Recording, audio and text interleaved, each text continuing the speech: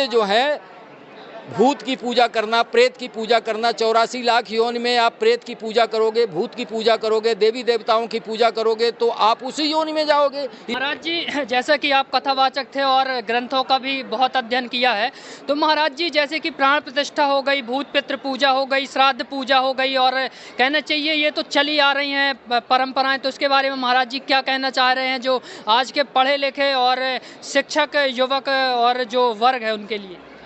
देखिए, ये तो बहुत छोटी सी बात है, जी कम पढ़ा लिखा व्यक्ति भी ये बता सकता है जी कि as you think so you become. Science की थ्योरी है, विज्ञान की ये थ्योरी है कि आप जैसा चिंतन करेंगे वैसा ही हो जाएंगे। As you think so you become, उसी को शास्त्र कहता है कि जहाँ आशा तहाँ बासा हुई। मृत्यु काल के समय में, मरते समय, अंतिम श्वास में आपकी जहाँ पर आशा जाएगी वही आप बनेंगे। श्रीमद् भागवत महापुराण में एक कथा है जड़ भरत की। जड़ भरत मृग पाले थे, मरते समय उनको मृग याद आ गई तो दूसरे जन्म में वो मृग हो गए।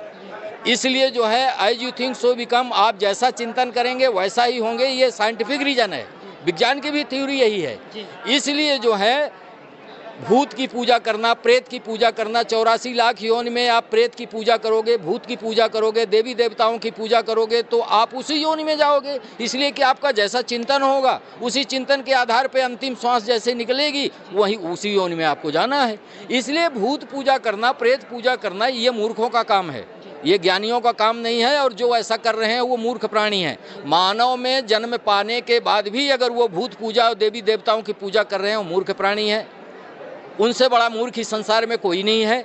और जो व्यक्ति इन सबको छोड़ करके एक परमात्मा के शरण में गया, भाई हम कहते हैं अगर परमात्मा एक है तो वो कौन है? परमात्मा तो एक ही है, दो तो नहीं है, तीन नहीं है, चार नहीं है, पांच नहीं है, परमात्मा तो एक ही है। तो जब परमात्मा एक है तो फिर ये 25 परमात्मा कहाँ से आ गए?